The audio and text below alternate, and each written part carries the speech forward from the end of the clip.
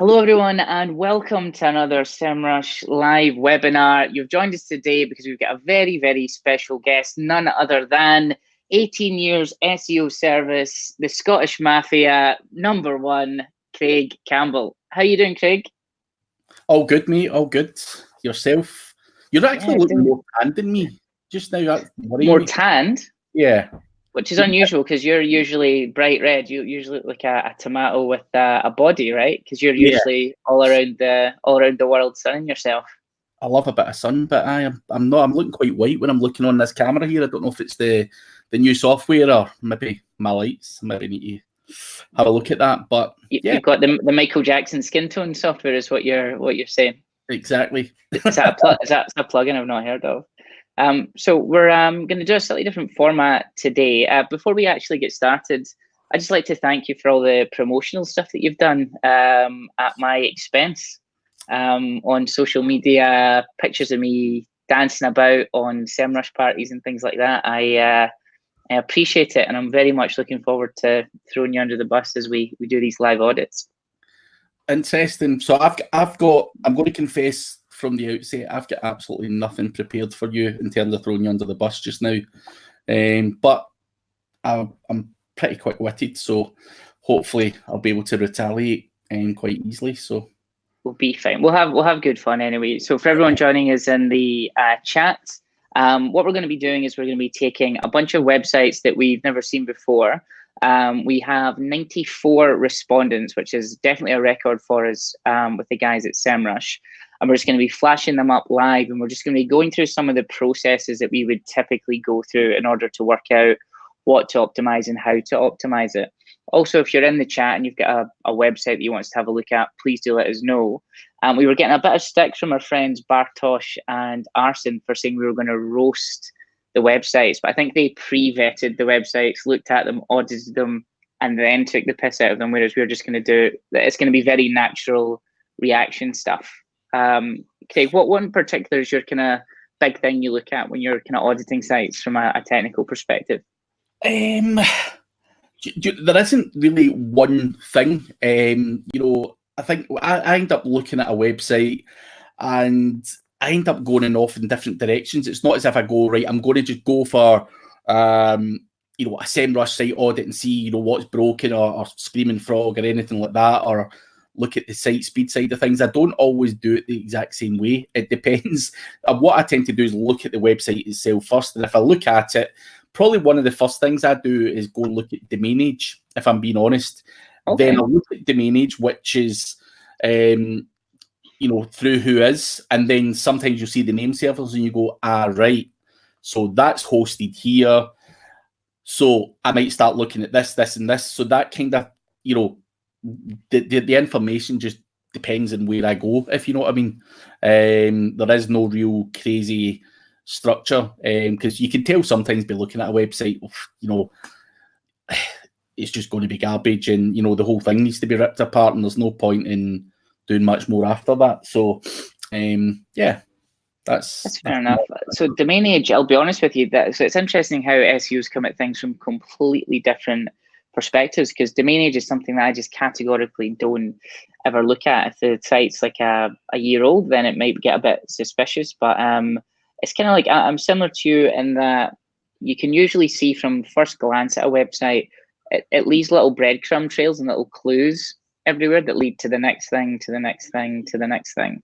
And typically when we're doing these audits, we're trying to work out what's actually going on inside of the business, and is there any problems that we need to triage immediately? Have they done a migration and lost all their traffic?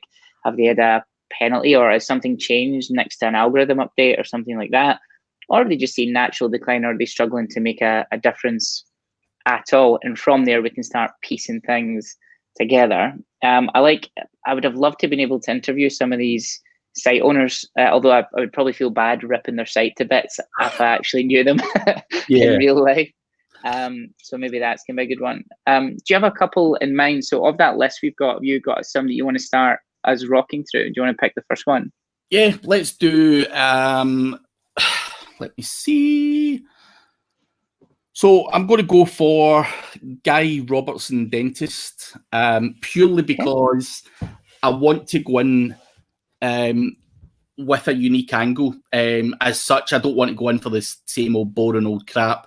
You know, when I see someone using a .dentist domain name, I always believe off the bat that that's the wrong choice to make. You know, that's just a personal thing. I'm not saying that no one with a .dentist domain name ranks or any of the other similar domain names, but for me, I'm just going, you know, he's off on the wrong foot. So I'm going to go for that. Why do you think? So why do you think that? So when we started Type Media, I had a.agency as the domain name, and I spoke to you about it when I was picking it, and you said, "Do not do that. You're not going to rank." And I was like, "No, don't be ridiculous. You know what you're talking about." Sure enough, we didn't rank, and to be fair, we still don't rank. Yeah, you need to do a bit of work to rank. But in terms of, you know, like yourself, a.agency, it's just one of those gimmicky domain names. And you know, personally, I've been in the SEO industry for a while, and I remember years ago, these .co domain names came out, and there was this whole thing where people were going, "That's going to be the next big thing between .co.uk and .com." You'll get it and all that, and they were £99 a pop, and I filled my boots with a few grand's worth. I'm not one of them ranked. And you know, ever since then, I'm just like, see these crappy domain names, I'm not interested anymore. So whether I'm right or wrong with that, and things have improved since, remains to be seen, because it's not something I actively test, but I've still yet to see people with .agencies or, you know, any of these crazy domain names really dominate for anything that competitive. And until I do, then I'm not changing my mind on it. It's as simple as that. And you know, there's no other theory other than I get stung and I could not get those things to move.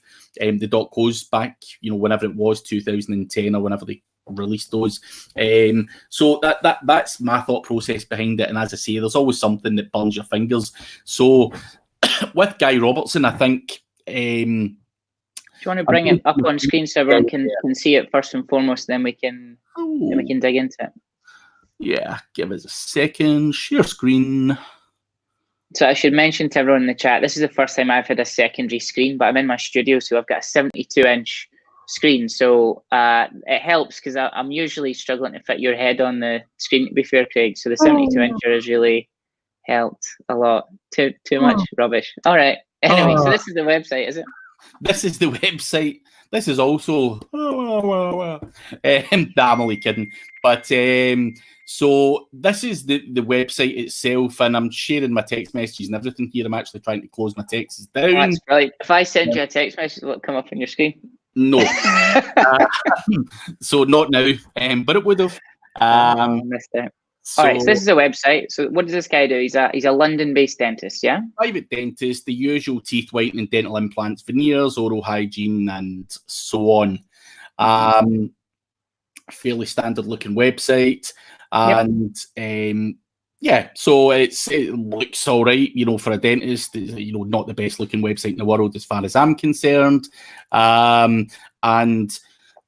you know, it does what it does. It's got its phone numbers and stuff. So the first thing, as I said, I look at is I tend to look at things like domain age. Now, don't ask me why. It's not as if I believe that having a 2-year-old domain name is better than, you know, having a 1-year-old domain name. It's probably just nosiness out of one thing or another. But if you look here, you know, the domain name is...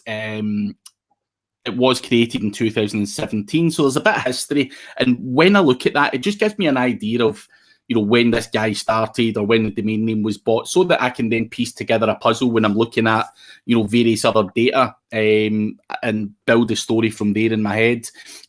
Very quickly, I have seen the name servers, and very quickly I've seen it's on Wix, which is not my favourite choice of website, not because they're not a good company and all of that kind of good stuff, but for being in the UK, and, you know, the servers in the US, and obviously things like what I would then look at after this would be site speed. So if we were going to go to a tool like Pingdom Site Speed Tools, sorry for speaking and typing, just the weird way I work. But if I was to go to this and do a test on the website. Now, I already have done this. I just forgot to leave the screen up. We will find that this website loads really slow. Well, let me share my screen. I can do a quick lighthouse audit in Chrome, and we can have a wee dig into some of this kind of stuff. So I've noticed that as well, Craig. So the Wix thing, they're fine to get sites up and running, but the problem is the way in which they architect it and the way in which they use JavaScript tends to be very heavy and very bloated. So what we're going to do, guys, so for people following along, I'm going to open up, first and foremost, what I'm going to do is I'm going to open up the inspect element. So, and the way in which you do that, a couple of keyboard shortcuts. For me, I've got it set up, just function F12. And the first thing a lot of non-techs will be thinking is, oh God, that looks a bit complicated. And you can see there straight away that, of course, it is indeed built by Wix, which is fair enough, I suppose, if you're actually spending a wee bit of time to optimize it. So what we want to do here is, well, let's run a lighthouse audit. So we're going to go to audits, we're going to hit run. Now what this is doing is it's looking at it from a mobile point of view, it's looking from a 3G point of view, and essentially it's saying, well, based on all the things we can see in the different formats and how we're able to actually read this information, what's physically going on, and it's going to give us these scores. Now, first and foremost, ignore these scores. I think they're complete bollocks, and you don't want to be chasing a performance score. So if we got this to, performance score 100, it wouldn't actually mean anything. The thing that you really want to care about is these metrics here. So things like first contentful paint is very important. So it's essentially the amount of time between when the page actually loads and the first thing can actually be seen on the screen. Another biggie for me is time to interactive. It's taking 15.9 seconds to become fully interactive. That just feels wrong. So what we're going to do is we're going to jump into the network tab, and we're going to see the waterfall of things here. So when we click on network, this is what we call the critical rendering path. So you can essentially see every single thing that's been loaded up and the order in which it's being loaded up. So you look down here at the bottom left, it says 129 requests. Now, Craig, you've built many a website in your life. Why do you think they're calling 129 separate requests for what's essentially text and a couple of images? Like, that feels totally unnecessary, right? Yeah, of course. I mean, obviously, why they're doing it, I have no idea. But it's madness. And anytime I'm dealing with a web designer, obviously I'm not a web designer, so I've dealt with many projects. But having that amount of requests is just insane. And the job is to make sure that you've got the least amount of requests as possible to keep your site speeds as high as you possibly can. So common sense would tell you that those figures are obscene. Yeah. And even from when you compare that to even just getting a random WordPress template off of ThemeForest or something and slapping it up in WordPress, yeah, it's not going to have that amount of requests. So why something that's supposedly optimized so much? So here's the killer. So when we're looking at this, so what I've done here is I've went into the little dot menu, and then I've looked for the code coverage report. So essentially, these URLs you see here on the left-hand side that I've highlighted, these are all the different resources that they're loading one after the other, after the other, after the other. But here's the thing. See the red bar? The red bar means code that's not fired. The green bar means code that's fired. So of all that code that's blocking the page from doing anything, like the biggest one there, 93.5% of it just isn't used to make that page a thing. And the reason being, you've got to think of what Wix is. It's a website builder that looks at every different type of website under the sun. So it needs to have things on there that will cater for all those different things out the box. And they're not customizing it and pulling out the code. It's just one core thing, one size fits all. And you can see here, if you're in the kind of world of development, you can actually get into the actual code itself that's not being physically used, and also the actual the actual name of the template itself. So you can actually jump in and actually get rid of a lot of this stuff.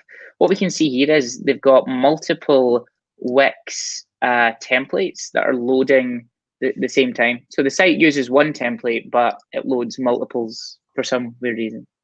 So That's the first thing we'd look at there. Anything to say about the navigation, Craig? I mean, it's a bit much. You know, I don't think it's you know, it's very 2008, if you like. And you know, it could be better structured. You know, in terms of, you know, you do not have to have you know, Guy Robertson's site clinic whitening, dental implants, and everything else the way it is laid out. You know, that everyone will be able to tell you that silo structure, if you want to call it, is just garbage. It's just horrible. So from a UX perspective, I would jump in there and say, well, a couple of things. The text logo is larger than your navigation. And you have some instances where you can click through to your nav. So I'm trying to click on the nav and it's not letting me go anywhere. So there are some pages that are acting like real top level nav and some that are not. Here's the interesting thing about this. So I've just clicked on extended bio, and you'll notice that the URL is just /extended bio. So this entire site is built on a completely flat structure. Surely if it was under Guy Robertson, it would be /guy/extended bio. Same with things like whitening. So I'd want this to say /whitening/teeth/veneers, structure, from big head terms all the way down to smaller terms. So I would seriously look at how this content is kind of put together and siloed. How do you typically approach that when it comes to picking how to put together a navigation? It's I don't normally, to be honest, I don't normally always pick it. You know, if it was my choice, you know, what you want is your very generic heads, you know, term like training or digital training or something like that. You know, for example, if it was me, digital training being that one there, and then anything under that, it would be digital training / SEO training, PPC training, social media training, whatever, and so on. You know, and keep them all under, you know, the right umbrella, if you like. And I think that would be the way I would always do it. And I know people have all got their different ways and different methods and stuff, but very simple, straightforward, no messing about, and keep it, as far as I'm concerned, it's just to keep it easy for Google to understand as well. You know, as you said there, you know, if it's, you know, the whitening and then you've got your veneers and all that, you know, Google is clever enough to know that whitening, veneers, you know, crowns and whatever else these guys potentially do are all related to that one thing. You know, as you say, flat structure, it's just all over the place. So I just try and keep everything boxed together where I can. Yeah, that makes a ton of sense to me. Like on the kind of structure thing, the other thing I'd look at is structured data. So I go to the structured data testing tool. So core product pages should have product-based schema on them. And we can see here that there's I actually thought there'd be something, but there is no schema whatsoever. So that needs to happen first and foremost. Not even product-led schema, just schema that says that who you are and that you're an actual business. It doesn't need to be hard. So if you're using Wix, I'd recommend, I don't know if you can hard code that stuff in with Wix. I prefer to have it coded into the template level. You can use Tag Manager to implement it via JSON-LD.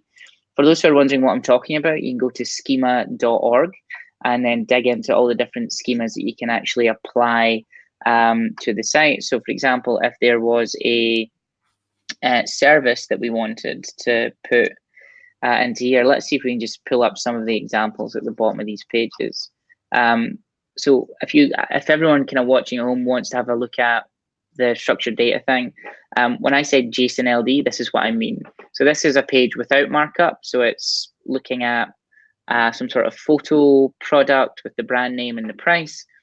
And then if you look at it from a markup point of view, you see that it provides context on what the HTML is. That's what we want here for Dr. Guy. We want people to know that this is a service-based business. The service type is dentist. We want to know that they're based in London, not only London, a particular region in London. I noticed that he's done a good job in getting some of his titles in there. So he's actually put in tooth whitening London, but London's a very big place and he's W1, so that's actually West London. So he's dealing with some quite high-end clientele. You probably want to mention that, and obviously wrapping your telephone number and things like that in schema so that in terms of being a business entity, you're understood. And I'll stop talking a second, Craig. Not like me to go on and on. One thing he has nailed is actually the content itself. So it's relatively well put together. So what I've got here is Google Cloud natural language. So Type A Media use this in the API version to pull into app scripts. It sits on top of G Suite. And what we can do is we can pull in people's content and pull out all the entities and get salience scores. So just because you think a page is about the words you put on the page, a lot of the time it's a big screed of words.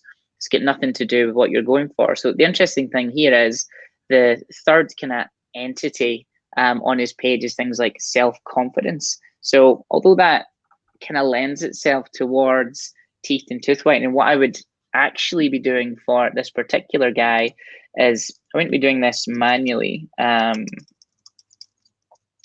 But I'd typically be going into the first guy who's ranking. Okay, it's the NHS. Best of luck beating the NHS. Let's take the second guy. So what I'd actually be running is, see, this one's clearly done its keyword research because it's got all the Q&A stuff. How are you doing your keyword research, Craig? Are you using tools or anything like that? In terms of keyword research, just the usual ones, Semrush. I use a couple of others, I'm not going to lie. I always like to compare data. So, yeah, and, look at anything else in terms of, if I've got access to analytics and stuff like that, I'll be looking for opportunities on there, any paid campaigns, any history. I think, in terms of keyword research, there's loads of different places you can get data from, but looking at your competitors, and which is why one of the purposes Semrush is built for is obviously the basic place to do it. But as I say, I look at anything possible that I can get my greasy mitts on, if I'm being honest. Yeah, I'm completely with you, man. Oh, just looking at this example again, so comparing to Guy's site versus the one that's number one, you'll notice that his third entity was self-confidence. But this guy is nailing it out with teeth, tooth whitening, color change, like skin color, surface like treatment. So it's clear that this content has been properly optimized. So if I was Guy, I'd have a look at that and actually spend a bit of time working out how to structure it and kind of go from there. Just in case anyone doesn't know about that tool, does that tool cost money? The one that because I've not actually heard of that before. Yep, so the API costs money, but it's for the first 5,000 requests, it's free, I think. It's just down the bottom. Yeah, so you can get 5,000 requests for free. So, I mean, unless you're doing massive, massive websites, it's unlikely that you're going to hit this, you're going to hit the limit. But if you're doing it enterprise level, which obviously we are, then it costs a wee bit. But, I mean, we managed to do a website that was about 300,000 URLs. Cost us, I want to say it cost us about 180 quid. So it's not like ridiculous money. You will need to learn how to use the API, which is a bit of a bummer. But there's a bunch of stuff in G Suite that will help you learn all of that stuff. Yeah, no, interesting. It's quite a good way to look at things. I've used similar tools like Suffer SEO and stuff like that to compare the data from the top 10 for a particular search term and see what words they're using, words that you're maybe not including. But obviously that's another great option. So Simon Cox has just come in, Craig, and he's asked, hello Simon, by the way, good to see you. I met Simon for the first time a couple of months ago. I wish I had spent a little bit more time with him actually. He's a fascinating SEO for anyone watching. Go and have a look for him on Twitter. So he says, businesses love it because they can get a site up quickly and cheaply. So what are Craig's and Ross's favorite alternatives to get a business manageable site up quickly? WordPress. It's the obvious answer. I think that's what everyone else is using. So you can kid yourself on. People say 40% of websites worldwide are WordPress. I think in this SEO industry, in terms of businesses getting websites up quickly, I would say that, it's probably 70, 80, 90%, something ridiculous like that. Yeah, it's very few and far between I come across anything else, unless you're obviously going for a big e-commerce store and stuff like that, then you're going to look at alternative options. But for cheap, low cost platforms to get businesses started, definitely WordPress in my opinion. Yeah, I'd have to agree with you. The only out of the box solution that I like as an e-commerce one is Shopify. It's definitely got its downsides. You don't have any real access to the robots .txt, although you can hack it so that it doesn't actually look at the main one that's connected to the store. Crawling it's very challenging because they throttle it a lot of the time. But Shopify I rate. Have you ever used Squarespace or anything like that? No, stay well clear of them. Don't get me wrong, I've dabbled with them back in the day, and I've had people come to me in the past when I used to do client side SEO saying, "Oh, I've got this Squarespace website," and you have a look at it and you're just like, no chance. It's just an absolute pile of garbage. They may have improved, and I know a lot of them do improve. So some of them may have improved, but I'm a creature of habit. See if WordPress is working, I ain't budging, and as I say, if it's not broke, I won't fix it. So absolutely. So when I used to have a business partner who ran web development, app development, they used a CMS called Craft, which is a little bit more robust. We built a bunch of the UK's national newspaper websites are built on Craft. Actually, the Moz website, I think, is built on Craft, moz.com. It's a little bit more robust in terms of security, and it doesn't have the same folder structure as WordPress. I know that there's a definite problem with it getting hacked and getting SQL injections and plugins becoming vulnerable over time and all of that sort of stuff. So it's 6.5 a dozen. Someone's asking, what about Joomla? I'll be honest with you, I've not looked at Joomla for about 10 years. Have you used Joomla recently? Years and years ago, long, way before WordPress came out, I was using Joomla. I'm not sure I've actually seen anyone use Joomla in the last 5-10 years. I mean, I've heard of other ones like Umbraco and stuff, which again, they're fairly good if they're built properly and the web developer's all right. But it's a different coding language. It's .asp rather than PHP, and I think you need someone with .asp skills, which are a little harder to get, and it's just more painful for someone to get changes and stuff done. You're at the beck and call of the guy who built it, basically. So that's why I stay clear of that as well. There's a lot more. So for all that ASP stuff, it's written in .NET, and a lot of the guys from like I know commercial banking and things like that, .NET's actually really in hot demand. In fact, both of us actually used to work at an agency that had a bunch of .NET Nuke CMSs back in the day, which there was a lot of developers for. But if you look at Stack Overflow nowadays and you look at the technologies people are primarily using and the growth of them, the biggest growth areas are Python and JavaScript. JavaScript's another kettle of fish. But Tara McQuaid is asking, what about Reactor 1? I'll be honest with you, Tara, I have never heard of that. Have you heard of Reactor 1, Craig? Nope. Reactor 1 is... On that note, it's a cool name, right? Yeah. Yeah. Whoa, someone's just asked, why is SEO is dead written behind your back, Ross? Oh my God, I didn't even know that was there. No, because it's a joke, right? So every single time there's an algorithm update, the entire industry say, oh, SEO is dead, SEO is dead. But here we are, Craig and I have both built very successful companies off of the back of it, and it continues to grow, get share of voice inside of the marketing community and things like that. It's getting harder, and we're having to, like, if we look, Craig, 10 years ago, would you have ever considered needing to know what artificial intelligence was, or having to know really any development language? I still don't, mate.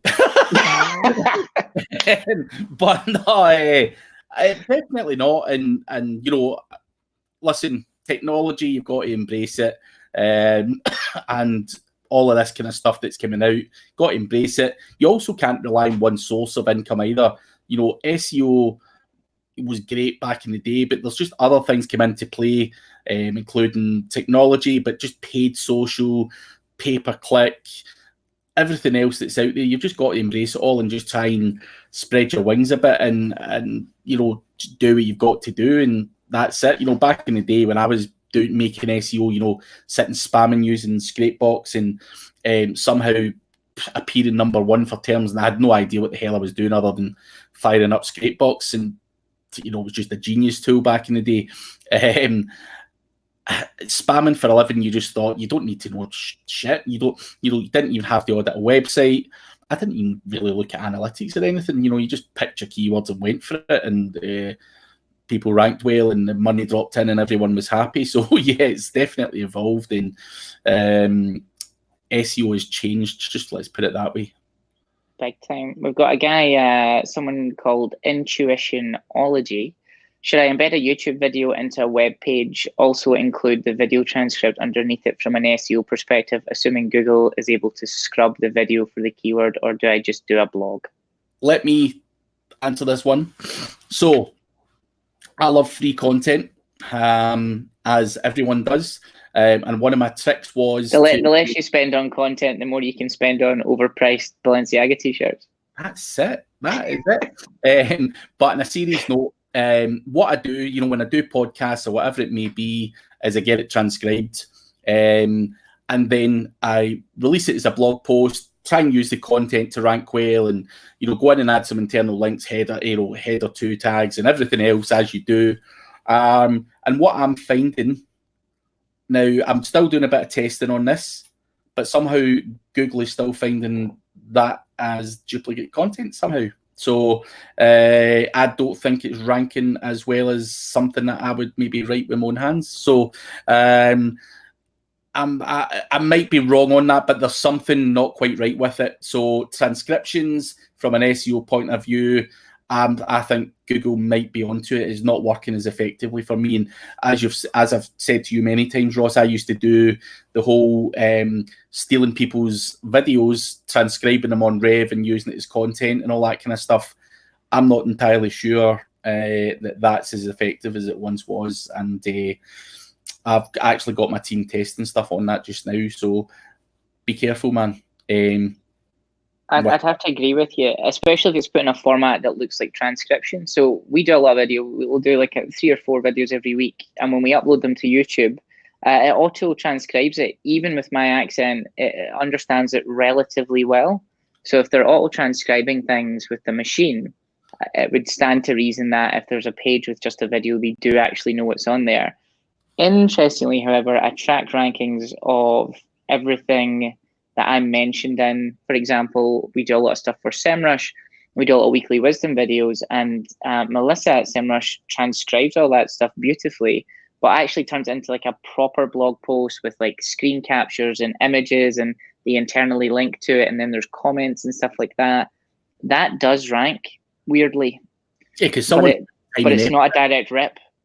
Yeah, it's not a direct rip. What I'm doing is trying to direct rip and do the lazy thing. I think if you put the time, make it. I think what you said hits the nail on the head, is make it not look like a transcription. They do want to see what Melissa's actually doing. Someone putting a bit of graft in and linking stuff up and optimizing it, and some of my stuff's got up there and it's saying inaudible at 22 minutes and stuff like that. And, I'm trying to cut a corner, but if you're going to do it as raw as me, then that would be it. I think you're going to have a problem. I think if you do what Ross is recommending, then you are going to get much better results. But we are being chased up, Ross. Kristen, yeah, next website. How many sites are we auditing? We're going to do 3. Now, Ross, I would like to talk at this one because this is a friend of mine's website that's been submitted, and I'd like you to give your perspective on it, because I know a bit more of the background and the history on it, and I don't want to sit here going, oh, this could be a problem, because I know what the problems are and where and all that kind of stuff. So the website that we're going to be auditing next is Boomtown Bingo, a good friend of mine, and I'll just give the audience a quick brief about this. So it's a gambling affiliate website, and it's owned by a mutual friend that Ross and I both got, and it does reasonably well. It gets decent traffic. It's a WordPress website. It's got tons of pages, competitive niche. They're doing stuff that they maybe shouldn't be doing in terms of certain backlink strategies and stuff like that, or they have done in the past. And the problem for me with Boomtown, and this is just a personal opinion of mine, and the guys won't mind me saying this anyway, is the guys are so into SEO and they go to so many different conferences and meetups and everything else that they don't ever just settle for one strategy. They keep changing their mind all the time. And you know what you've seen is a bit of up and down and left and right, but they're now starting to get good growth. But I'd love to hear, you know, what you would look at in that, Ross, and any kind of other problems, because I know they've done a lot of work in recent months on it, and we can now see that that's moving. But you know, where do you see any other potential issues with this? Alrighty. Yeah, so I know this. So it's boomtownbingo.com, right? It's not co.uk. Yeah, .com. And they operate in the UK, is that right? Yes. Okay. So this is going to be a wee bit more challenging. Screen okay? You see the screen there? Not yet. Not yet. Yes, we can now. All right. So clearly a gambling website dedicated to bingo. But what it looks like is it kind of looks like oh, that was interesting. So that expanded. So there's some weird, unnecessary JavaScript bullshit going on there, which I'm gonna see that's so straight away. There's going to be some speed stuff that we can start doing, because like that's completely unnecessary, and B, this is just from a user perspective. Like, I understand what he's trying to do there. He's trying to put all of his link power through the homepage and then push it into these different pages. It's essentially just a sitemap with pictures. Ultimately, but let's have a quick look and see some things. And then we've got their mission statement, which is hilarious, and some of the sister sites and things like that. So first things first, I appreciate the homepage is where all of the equity goes, but I wouldn't be wanting to split that up like that at all. I'd be wanting to properly structure it out, because we don't have time to crawl it live, but I'm pretty sure if I start crawling this stuff, okay, so that's all under betting sites. So this is essentially just like drop-down navigation, really, is what we're getting here. I wonder what happens when we have a little look and see how friendly it is from... Okay, so the images are based on JavaScript as well, and this is just some weird little...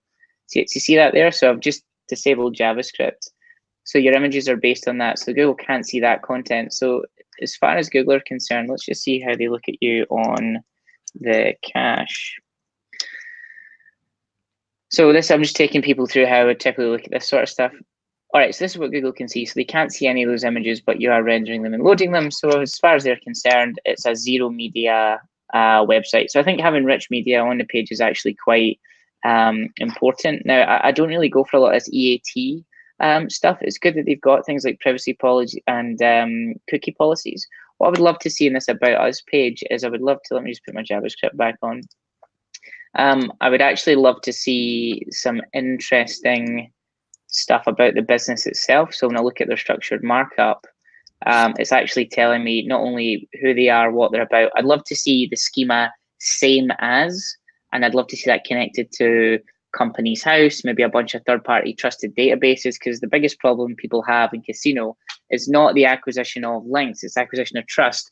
Think of it like casinos are like the gangsters of the world. They don't have a money problem, they have a real trust problem. So being able to get a high authority links from newspapers and magazines are absolute gold dust for casinos, but actually non-link based off-page trust metrics are a big one as well. So he's doing okay with some of the okay, so he's only wrapped 3 parts of his navigation in schema, so that will need to be updated. Fair enough. Self-referencing canonicals, we can see there, cool, and he's using Yoast in order to put all that stuff in. So if he's using Yoast for schema, which it looks like he is, he'll need to edit that and fix that. Now, I know for a fact Yoast only introduced proper schema into their plugin over the last 6 to 8 weeks, so he's probably put that on and just hit go for everything. What I would suggest is setting that up properly. That would be one of the big ones to go for first. Site structure. This is literally just a sitemap, isn't it? Here we go. So we're on to an actual page.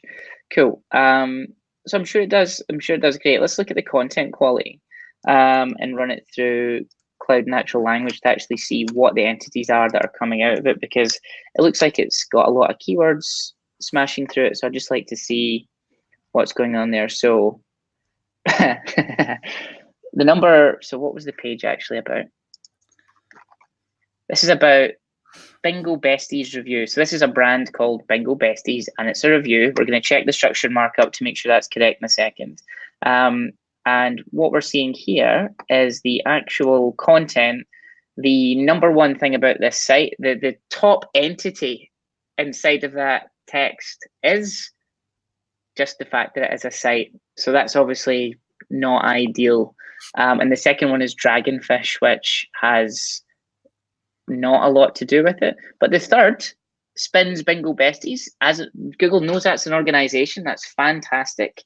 So that's the third one in there. So what I'd be looking to do is maybe change and optimize the copy so that the way in which they're weighting the page is probably more that the main entities with the highest salience are the product they're reviewing and the type of product it is. Yeah. That's the first thing I'd have a wee look at there. You're dying for me to get into their backlink profile, aren't you? Possibly. Possibly. All right. Let's have a little look. So here's our traffic. Good traffic. Well done. Get some good rankings. Sun Bingo numbers. Flipping heck. I'll get some good clicks. So what we can see here is clearly something's happened around April 2019. Do you know anything about their link buying history? Not that you can say. I obviously don't want to say too much on here. Okay, it's been sketchy to say the least. So something happened in September. So it looked like the gradual decline in February. What was that algorithm there? So guys, when I'm auditing this stuff, I'm going to look at, if I see any gradual declines, I want to see if there's any algorithm updates that happened around that time. If it's gradual, it's unlikely to be an algorithm update. Gradual decline, if you're building links and putting content on, tends to suggest that there's something fundamentally wrong with tech. From this point of view, I would seriously look at structured markup as one of the core places to go, just because it's a casino site. If it was another site, I'd definitely look at another factor first, because we know that trust is such a big issue for casinos. And then literally September 2019 to November 2019, they've had a nice increase in visibility. I'm assuming that's because that's when they started to get a bunch of links. Oh, good, we've got some sponsored new GC. So they're not daft, so they don't have anything that's useless. 6,962 links. Flipping heck. How many people work on this team, Craig? Do you know? It depends if you count VAs and stuff. I mean, the chaps there that work on it, there's probably 5 or 6 of them tops, like internally. But you know, when you outsource stuff, you know, they go and buy links from this guy or that guy and that guy. So you know how it is. It's one of those ones where it's not about, you can't really justify how many people work on it, because the answer could be 6 or it could be 26. I've just noticed something. Somebody's tried to negative SEO them, haven't they? Is that, and you know this? Yeah, I don't know that actually, but so someone's unless, so there's 706 backlinks. Yeah. Can you see that anchor text? I better not say it like.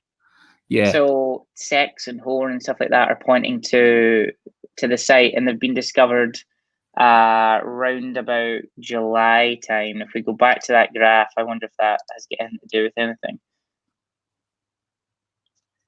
March, so that's kind of March time. So no, I mean, it looks like it's had not a lot of effect. So I'd need to look at their disavow file to see what's going on there, but there's definitely, X-rated, jack-off, hell porn. Someone's trying to take this website out of search because they're absolutely annihilating it with dodgy kind of bad links, like XXX links.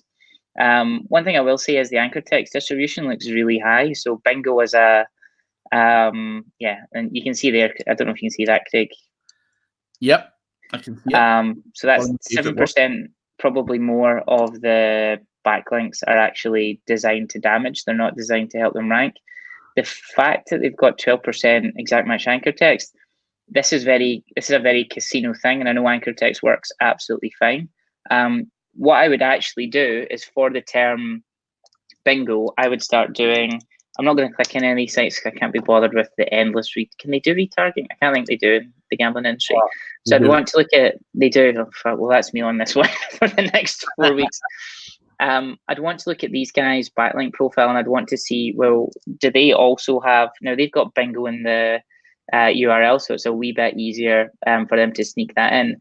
But if I was to put, their details in there, am I also going to get the same anchor text distribution? I would do that for the top 20, and I would see what their anchor text distribution is. And if it's not 12%, so they're slightly less, but they are hitting the keyword bingo pretty hard.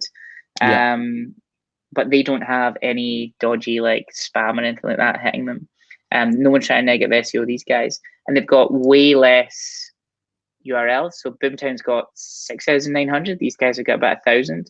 So I wonder if this is a quality versus quantity problem. Yeah. So clean up the bad stuff. Number one, they've made it very easy to just disavow everything, because they put anchor text that's X-rated adult anchor text. If they really wanted to damage this website, they would just build like brand anchor text from like toxic PBNs and websites that we know that will actively just murder a website, and it's impossible to find because they've got 6,500 with some brands. So, do you know what I mean? So actually, whoever's done this to take them out of the game is not very good at taking people out of the game. No, I think it's probably.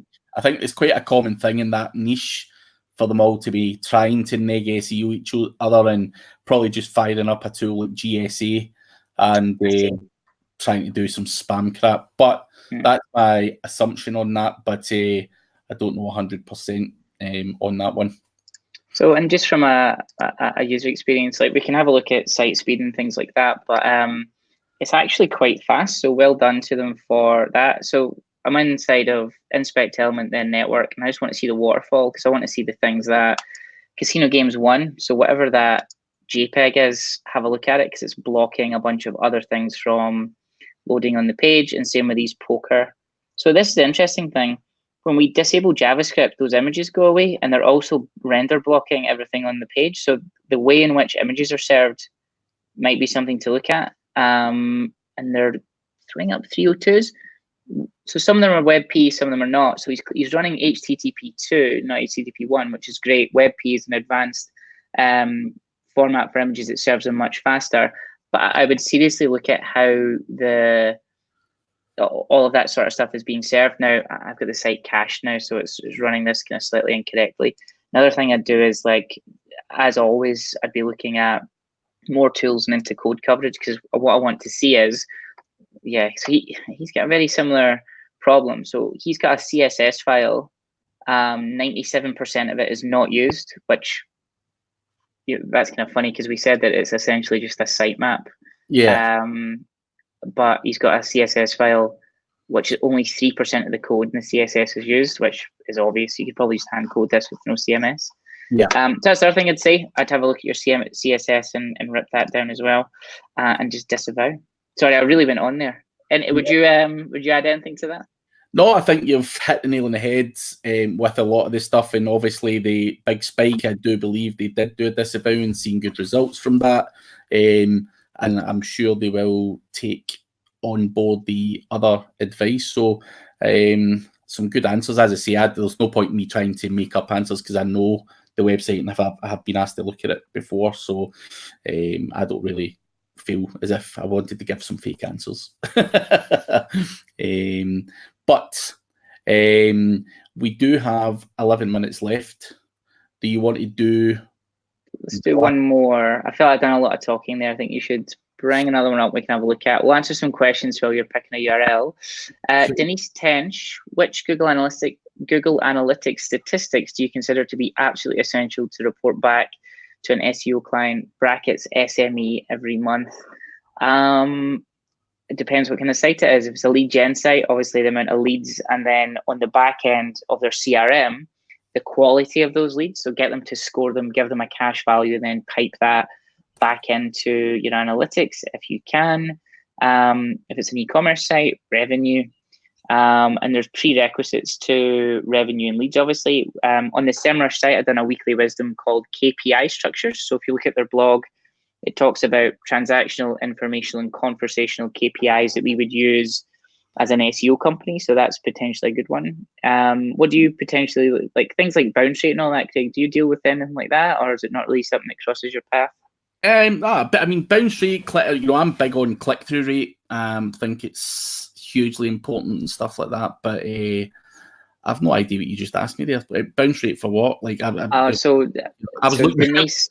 No, you're getting the domain. Denise was asking, what is the most important metrics you use when you're reporting inside Google Analytics? So I was just giving you a softball. Bounce rate is definitely not one of them.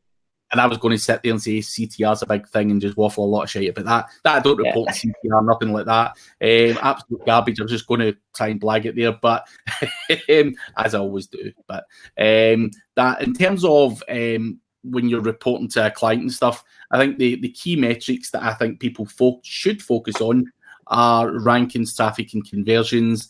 I think there's too many people dig around and talk too much about meaningless data. Now, as an SEO, we can argue over the smaller data points and stuff like that. But when you're reporting to a client, I think it's a dangerous game, and you need to try and keep it very simple. So keyword rankings and conversions is all I'm really interested in. If I was to do any client stuff, I would say to them, that's all I'm reporting on. Everything else, I don't want to explain to you what this is or what that means or whatever else. I'll deal with it and try and fix it, but don't want to talk about it. Fair enough. She's also said he's a wedding photographer, so it's lead generation. It's really just leads. So local is going to be really important to you. So I would look at Semrush have I forget what they call it, but it essentially takes all your local listings. I think they've connected up with Yext, where you can get your local listing put in all the different directories so that all your information is correct, NEP, name, address, phone number. Get them to mark up his Google My Business link to his website with UTM parameters.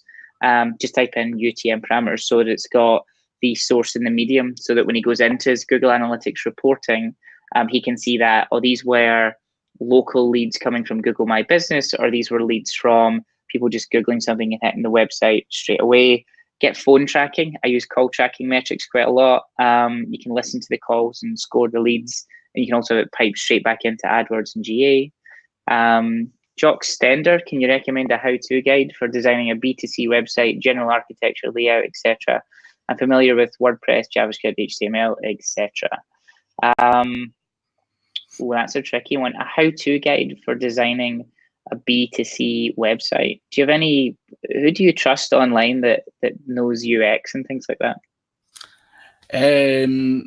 Kurt from Convertica might be pretty good. So he's a CRO guy, so he would know a lot about that. Yeah, Kurt Phillips, Convertica. I don't, is it Convertica or does he call himself CRO guy? I think he calls himself both, actually.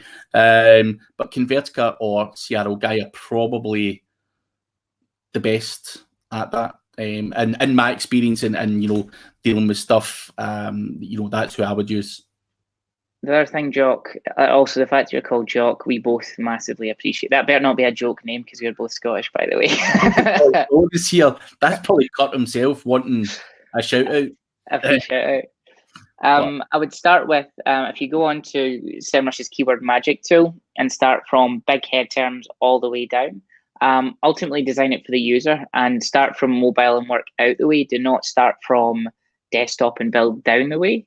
And it very much depends on the use case and what the type of site is. But Google the term atomic design and start from there. They look at designing a button, then designing a form, then designing a page and building out the way, instead of typically what most designers do is start with a canvas and build down. Sorry, Craig, on you go.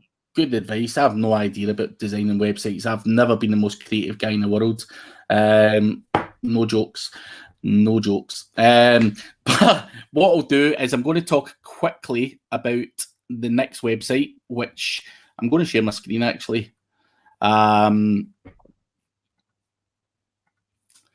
The next one I found that I'm going to talk about is discountpartysupplies.com.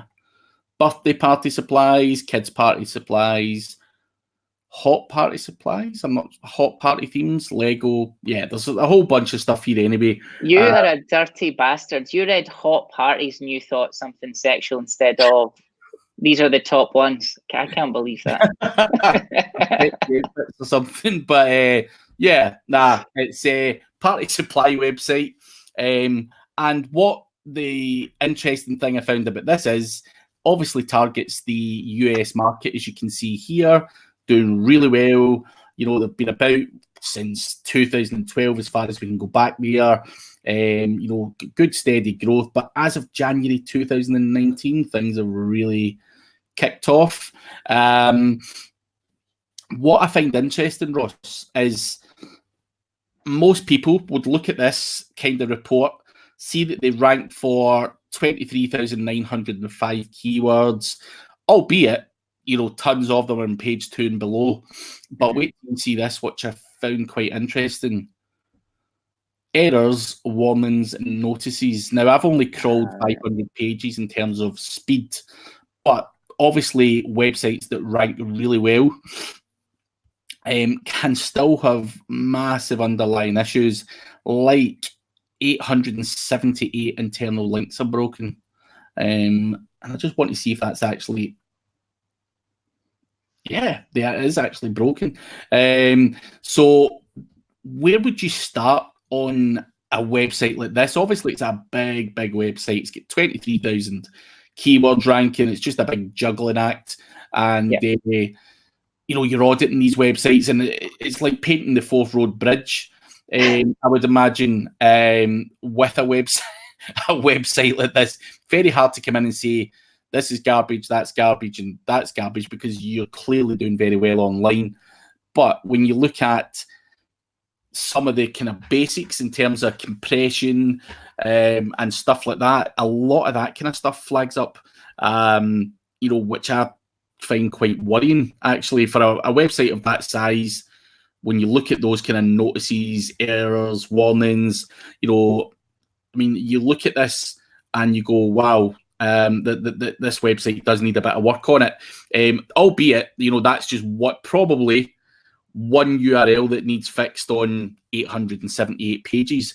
So for anyone, a quick question, because we've only got a couple of minutes left, so we can't really dig too deep into this one. But we can obviously see websites that we audit and they still have problems, yet they can still rank. And obviously the debate is, how important is technical SEO? What sort of things would you feel, because you're probably more technical at SEO than me, what I'd be curious to know, if you got a website like this, Ross, is what things are you looking for to get the quickest impact? Which of on-party discount supplies, is that CSS and compression really important to you? Or is that something you just say, oh, nah, do you know what? Carry on and do something else. What is important and what's not from a technical point of view? Because there's obviously so much information, misinformation out there, where, you know, people obsess over very small things, and some of those small things don't have a high there's no major throughput for them, so if you fix them, nothing happens. Yeah, so, you know, I would like to know your view on that. Based on, you get a website like that, where do you go? Yeah, so I would start with, I need to speak to the owners, and I need to understand where all their margin is in all their different products. I need to get access to Search Console and GA, and then I'm going to take that out. And what you want to do, guys, is inside of Sheets or inside of Data Studio, you want to wrap up all of the traffic. So just seeing individual keywords, just because they rank for those terms that drives traffic, doesn't necessarily mean that A, it's profitable, or B, they even convert. So I'd want to look at that first and see where, just follow the money is the first and foremost. I'd also want to start comparing it to any major algorithmic updates, and I'd want to understand all the link building work they've done up until now. Now, assuming I've got all that and we now know the areas to start having a look at, technical frameworks, I look at hygiene first. So can the crawler access you and understand what's on the page? So 404s and broken links are just classic, because actually it affects the user experience as well as affecting the search experience. The next one would be organization. Are the canonicals all correct? Because that's a real problem if you're pointing power into the wrong place. I'd then be looking at structure. So I'm looking at how the page is structured itself. I'm looking at schema. I'm looking at presentation, anything that actually is in the SERP. So can we improve these guys' click-through rates by getting them review snippets, rich snippets, all that sort of stuff. I'll be looking at that as well. Things like site speed, because it's e-com, would probably come right at the top of the list if it was horrific. So the first thing I'm doing is, does it load in under 2 seconds? If it does, but there's some small problems we can fix, well, I'm going to park that to a little bit later on. So it's really just about following the money trail. And when I find where the cash comes from, I'm looking at the inputs in and out of where they make their money and how I can fix that first, making a business case for them. So I can say, if we were to fix X, Y, and Z, we project that there'll be an extra $10,000 a month from this product. And here's the reason why. That's all. That's my 60 seconds how I would approach enterprise tech. I think that was a great way to finish it off, was, you know, being presented with something like that. You know, where do you start very quickly, you know, and following the money trail is the perfect way to put that. So no, that was a great answer, mate. I think it was very good. Just quickly, I want to answer Jessica Tinker. Will either of you be speaking at any SEO conferences in the US? I'll be there. April 2020 at Terry Samuel's event, Spring SEO Training. Some great speakers, great event. Get along. Tickets just went on sale today, so thought I'd get Terry a plug in very quickly. What about yourself, Ross? Have you been to America to speak? Nah, nope, never, and I don't plan on it.